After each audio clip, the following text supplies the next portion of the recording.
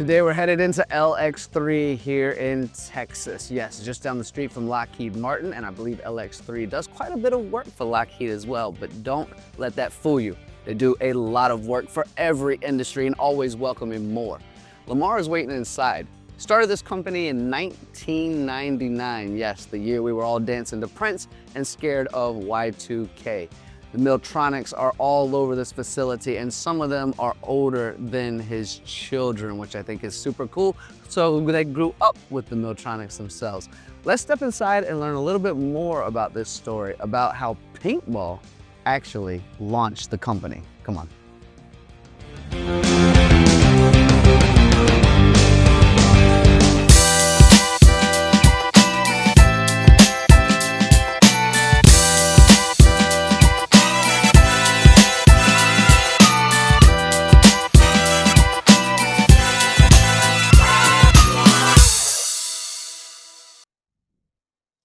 Hey, Hi, how you doing? pretty good. Tony. Losser. Awesome, pleasure to meet you. I'm here to film with Lamar today. Yes, sir. That's my father. He's actually in the back right now waiting for you. He's in the, okay, awesome. You got the front desk, huh? Yes, sir. That's incredible. Greet people to come in and, Well, like, I mean, no offense to anyone out there, but we do like the younger generation showing off manufacturing. So when you greet, they go, hey. yes, sir. I imagine, I mean, I'll talk to him about it, but I imagine that might be a succession plan. Yeah, absolutely. That's the plan. I'm blessed that he started this company and he's, advancing it, doing all the work, building it up and, someday. So he does know you're taking over at some point, Oh, yeah. and he wants it as well, right? Yeah, he knows. Whether he wants it or not, Very cool. Lawson, super nice to meet you. He's hanging out in the back. Yes, sir. All right. Thank you so much, Lawson. Pleasure to meet you. So we are, I guess, headed into the back. We got to meet with Lamar. Lamar is apparently Lawson's dad. And Lawson, what a cool guy, right? Milltronics, as you can see, I think that's going to be the topic of today. We're going to learn a little bit about the company. I believe it started around 1999, the year of Prince, Y2K. We all were scared of Y2K, right? Nah, not for real. DVDs, that was the time as well. But more importantly, manufacturing today. And there's been a lot of changes since 1999. In fact, that was the first year I got into manufacturing as well. I think this is Lamar. Let's find out. Lamar? Yes. Pleasure to meet you. My name is Tony. How are you? Good. Nice to meet you. Well, thank you for having us in. I believe I just met your son, Lawson, in the front. Yeah, that's my son. Very cool. We talked briefly about a succession plan, and I asked him if you knew that that was happening as well, or if he was just taking over. And he said you were happy about that. That's my plan. That's your plan as well. You got to retire Your rest. Yeah, for sure. So let's go back to the beginning. I've heard some of the stories. I've done a little research online as well.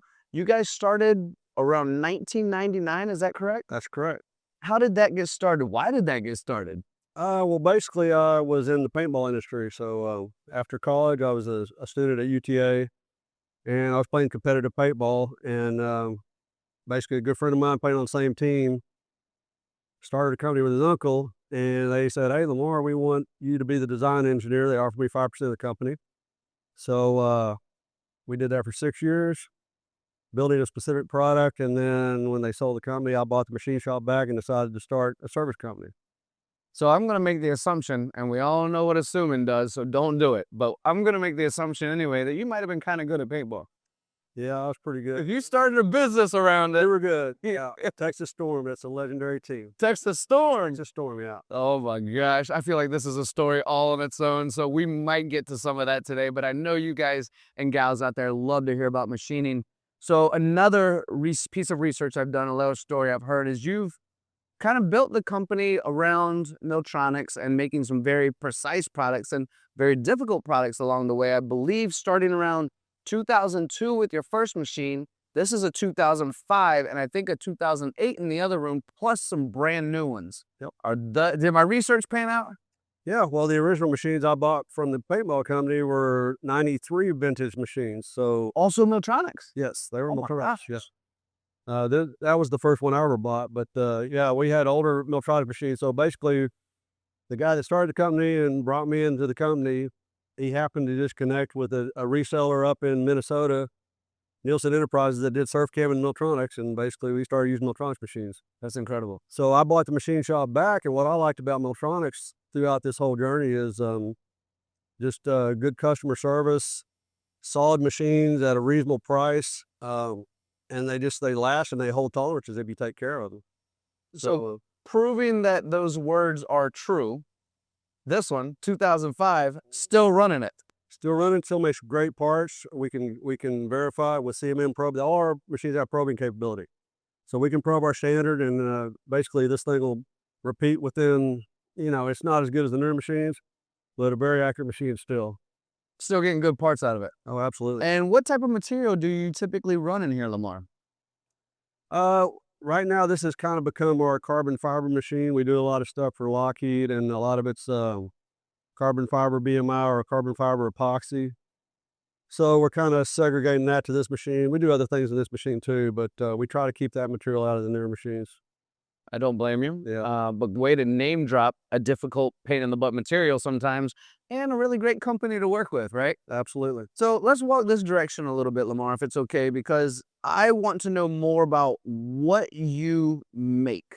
Milltronics is obviously great support. Prosper is obviously great support. But what are some of the products that you currently make? What's your focus? Our big focus is kind of R&D and test articles. We work a lot with the test lab at Lockheed. We've developed some machinery with them, and kind of smaller run type stuff. We've got a job right now for some titanium test articles. That's about a 130-piece job. That's kind of like a large job for us, or a long-running job. So we're typically doing quick turn stuff. Quality delivery is our number one thing.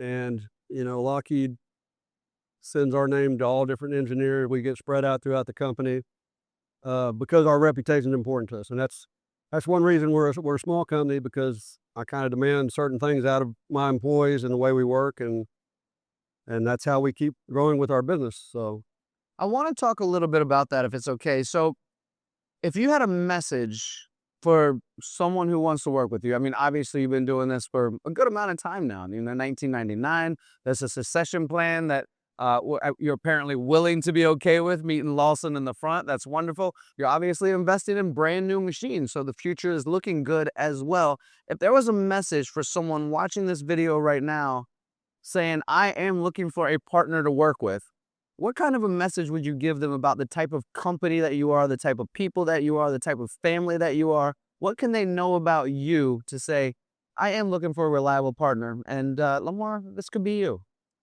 yeah, I think anybody that works with us, they're going to get the customer's number one. They're going to get excellent interaction between me and my employees. All my employees, we got a bunch of smart guys here. So I like having the guys in the shop that I'm not afraid of a Lockheed engineer walking in and, hey, don't talk to that guy. We have a really smooth system, from our CAM, the way we get programs to the shop floor, because we're doing so many different things. There's got to be a nice system to get that out here. So we got a really streamlined system. We got good equipment, not just the machines, high quality cutting tools, holders, and all that. I try to keep a very well stocked shop so that we can produce a great product. That's it. You can't cheap out on your equipment if you're going to make a beautiful product. We pay attention to detail. I don't even really care what the print says. If the print's Lockheed Martin's plus or minus 10 most of the time. No, that's not what we do. We try to get plus or minus 1, because it's not that hard if you use the right approach. Very well said. So that's kind of what I teach guys, is like, hey, let's be better. Okay, let's do it right. Yeah, very, very well said. And we know that Lockheed Martin can sometimes be demanding, so we also understand that quality is capable within this facility, within your shop, right? So are you mostly defense, space, that type of work? Or if somebody was to knock on your door right now and say, hey man, I got some medical parts, or I just have a part I'm trying to make for whatever said industry, is your door open to running anything? Oh, absolutely. I don't care if the guy needs a part for his tractor. I mean, you know what I mean? We have tools. Or paintballs? We have a toolbox, and it's like, we'll make whatever we can as long as it's profitable to us. We're not going to do some industries that, if they want to pay $60 an hour to a guy working out of a garage, that's not us. But if you want a really reliable partner that's going to do on-time delivery with high quality work, we're your guys, right? So we're definitely not segregated to any one industry. It just so happens that's become our best.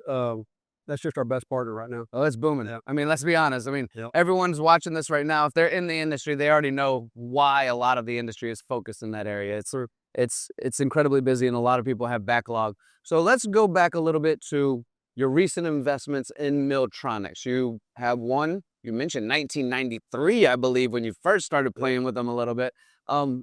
Your recent investments. What were your goals with these recent investments, and other than just upgrading equipment from, say, 2008 and beyond? Well, that's part of it, upgrading your infrastructure, because even if you got machines that are working well and all that, at some point things are going to start failing. The newer machines, a big selling point of them is superior surface finishes and repeatability and stuff like that. You can definitely see it when you're free axis cutting on these two newer machines. When we do complex surfacing type things, we like to do them on these machines. We also added CTS to these two machines, and we're all kind of in love with that now. I don't have them on the older machines, and I'm kind of like, was missing something. Just everything's smoother on the newer machines. Worked really well. That being said, that thing over there, in hogs out, we just did a whole series of titanium beams out of there where you're taking basically a 150-pound billet down to 14 pounds, and it did a stellar job on it. Hold on, Lamar. Please say that for me one more time, because I just want the audience to remember. This is a 2008. Yes, sir. Please say that whole sentence for me one more time. That was incredible. We just did a whole series of titanium test articles for Lockheed Martin out of 6242 titanium. And the longest one was a 150-pound billet turned into a 14-pound part. Are you kidding me? And yeah, they came out good. They're actually about to test them. It's the high temperature test they're doing over there. Titanium. Yep. 150 pounds Yep. to 14 pounds on a 2008 Milltronics. Absolutely. Hogging right through it. Mm-hmm. Oh my God. I wish I had some footage on that. Where was I last week or whenever you were doing this? I would have loved to have caught footage on that. Well, here's the scary part. They just awarded me one of the same beams out of Inconel 718. So yeah. When you I put did that job, so yeah. Did you? I did. I hope I bid it high enough. I hope you did too. When do you plan to take that job on? It's being cut at Palmdale right now, and it's about to ship here. So the billet's going to be here within a week. So how long do I need to stay in order to see this get done? It's going to be cut here in the next week or two. Yeah. I think I need to come back, right? I think all of you are shaking your head, right? And you're going to put it in the 2008 as well, because We have to, because that's the biggest travel machine we got. Okay, okay. So based on size, you would. If I could fit it, I'd put it in it. Would you? Absolutely. Okay, I didn't know if you were utilizing a 2008 to do some of the roughing and hogging. This having a massive envelope in it, so it's 30, 60, 25. So it's a nice. I love this machine. Got a lot of room in it. This is a 50-25, and the beam happens to be 54 inches long, so it's too long.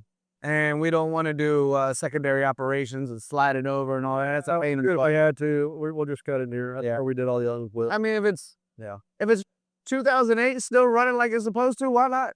Yeah, and it still holds really good tolerances. That's very cool. So let's walk this way a little bit further, because I saw something else I want to talk about. But before we get to that, Lamar, what does the future look like? We talked a little bit about the succession plan with Lawson. Yeah. What else are we looking at for the future? Well, I'm about to be 60. So No, you're not. Impossible. yes, yeah, like next week. So Well, happy early birthday. thank you. Or by the time this gets released, happy belated birthday. There you go. Either way, happy birthday.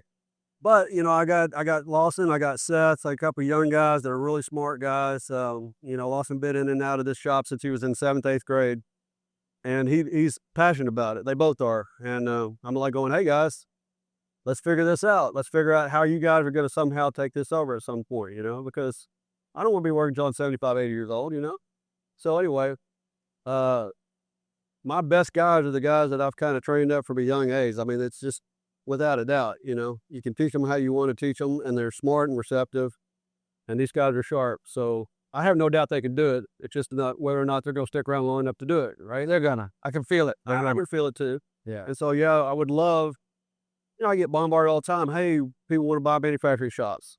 Are you looking to sell? I'd much rather keep it in the family than sell it.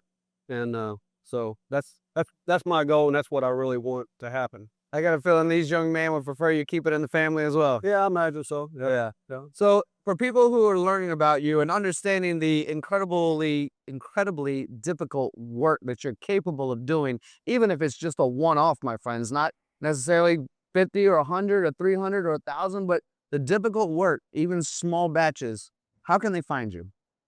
I'm on the internet, www.lx3.net. We're also Google LX3 Corporation. So we're pretty easy to find with the internet nowadays. But yeah, that's our main venues. We're in Facebook, but we don't get a lot of traffic there. So LX3.net? correct. Yeah. LX3.net, reach out to them. Now I can get to my final question, which goes back to the beginning of how the company started. And if my camera guy could pan to this top right-hand corner, this is some of your paintball trophies. Yes, sir. That's incredible. You are a beast out on the paintball field, aren't you? Well, I was with a bunch of beasts too. We had the top talent in the state. We were the top team in Texas for a couple of decades. So yeah, we were pretty good. And if that by itself doesn't say don't mess with Lamar on a paintball, don't. Yeah, that's what trophies are for. Last time I played, I got whooped. I had whelps all over me.